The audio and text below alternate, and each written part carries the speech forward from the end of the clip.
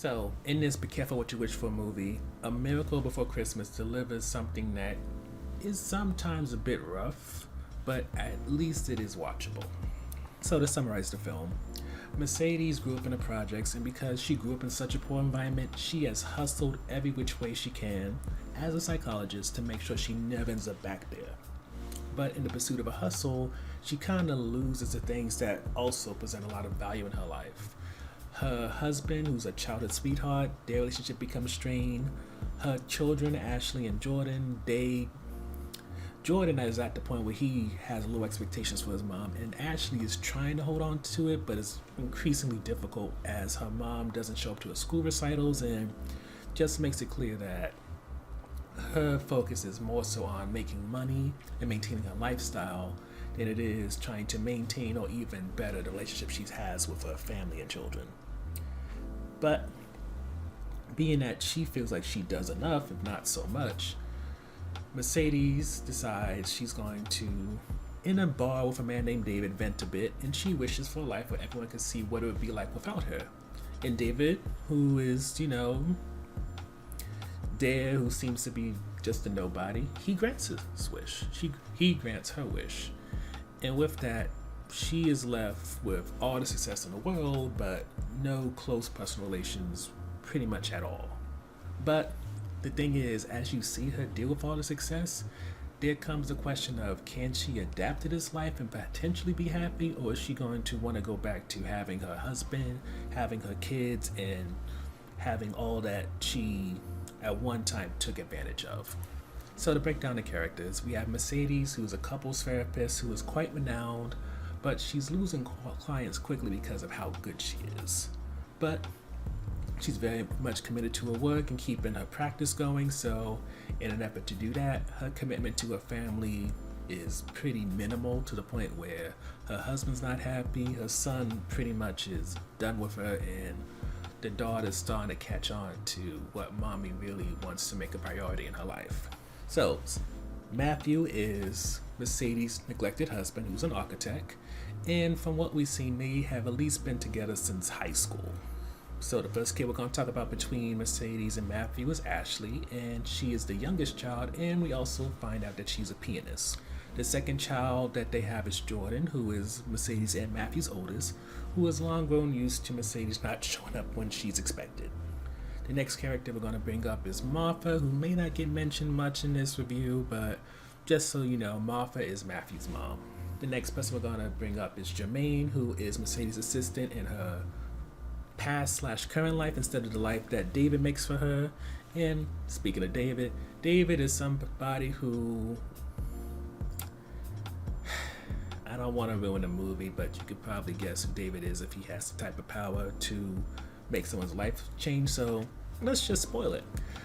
David is someone who at one time was a renowned local surgeon, but now he's a man who frequents bars and other places where you can often find people tell stories, and he helps them see that things aren't as bad as they thought.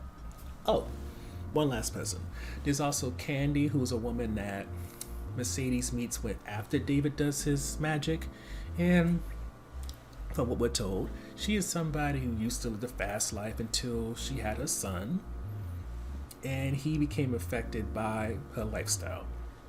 So now she's a dancer who, seeks out the occasional thrill, but her main focus really is raising her son and making sure there's a roof over their head. When it comes to A Miracle Before Christmas, unfortunately, there's no highlights. Instead, there's a lot of stuff that, at least based off of our grading system, which is 60 to 100, I would say a lot of these are like mid to low 70s. For example, the first one would be the children, who I want to preface that, one, these are children. Two, I believe this is their first major movie roles, so take that into account when you watch their performances. Ashley, she's fine. She's like generic, cute kid, I love my mommy type of character. Jordan, on the other hand, the young man who plays him kind of has a cringy performance, but this is his first big movie. He's trying. Unfortunately, his, learning process is caught on camera, but just consider how bad things would look if how you learn things was caught on camera, and take that in mind as you watch him so that you can give him the grace he needs. The next on the fence topic is the Silent Night Singers, and at first it was good and it was cute, but then they put an R&B spin on it, which was kind of weird. And then when you consider LaToya Luckett is a talented singer, yet she doesn't sing, I think, at all in this movie, even like a little Christmas hum, it's kind of like wasted opportunity. But I guess, she wants to establish herself as an actor and not bring her singing into it, so maybe that's why she didn't sing. But either way, it was kind of a moment that we enjoyed, but at the same time it was also kind of awkward in a way. So the next on the fence topic is just how some of the relationships that you think should be something you want to invest in aren't, and they're not really pushed heavily for you to understand why Mercedes could want her old life more than her current one. For example, when it comes to Matthew and Mercedes, there's no chemistry there. It's basically two attractive people put into a movie, and I guess somebody expected, that's all you need. That is compared to Jermaine and Mercedes, who have a good dynamic, which is kind of comical. And then when it comes to Candy, who's in the other life that David causes with his magic, you can see in a way that there is some kind of chemistry there. There's a relationship worth investing, in terms of Candy potentially being what maybe Mercedes kind of saw as what could have been her life if she stayed in the hood. You know what I mean? Like, she would have became like a dancer, she would have had a fast life, have a kid where the father isn't involved that much, and had a struggle. And maybe that's why those two bond in such a way, and why she is very apologetic to Candy as a means of, apologizing to herself about being so fearful of where she came from that she pretty much abandoned anything and everything that can get in the way of, success and the hustle and yada yada yada. But with that said, I wouldn't say that they developed Candy and Mercedes' relationship enough for you to fully get that without, really deeply thinking about it. And then with Jermaine, Mercedes doesn't really talk about Jermaine after David does his magic, so while that is probably the best relationship she has from her old life, at least as a viewer, with her not talking about it, it's like, why would she want to go back? And as much as I do that Christmas movies don't, stray too much away from the formula, so it's like, I know she's going to probably go back to her old life, so can I have a reason to want her to do that? Which leads to the last on the fence topic, which is pretty much that this movie is bland. There's nothing special out of A Miracle Before Christmas. LaToya doesn't sing.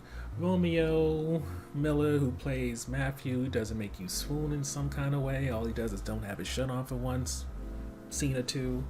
The kids might be neglected, but you don't really get much in the way of feelings for them because, their performances. And overall, the story is just bland. Like, I understand that Mercedes has a deep fear of poverty. I came from the hood, had stints where I was technically homeless, so I get it. But even with recognizing her need to hustle, her becoming a workaholic because she fears, one mistake or one issue of going back to that kind of life, I just don't feel like they drove it home enough, the emotional trauma that she had, in order for you to really see everything she goes through as understandable, unless you really went through it. Never mind. I just feel like the characters who could have really brought something to this movie in terms of Candy and Jermaine, they get neglected in a way that it's kind of like you set back what could have made this movie good, focused on all the things that didn't bring really much to it, and it's like, what were you expecting? Overall, when it comes to A Miracle Before Christmas, out of all the BET Plus Christmas movies that came out this season, it's probably one of the worst ones. Between having a few actors that are like really green, the core relationships lacking chemistry, and a handful of moments or characters who, could have been somebody who really could have livened this up, but they got pretty much ignored. This movie could be good enough if you just really want to watch another Christmas movie, even though it's not really strongly about Christmas. Like most of them is more so like holiday season. But regardless, if you have options, this should not be anywhere near your top.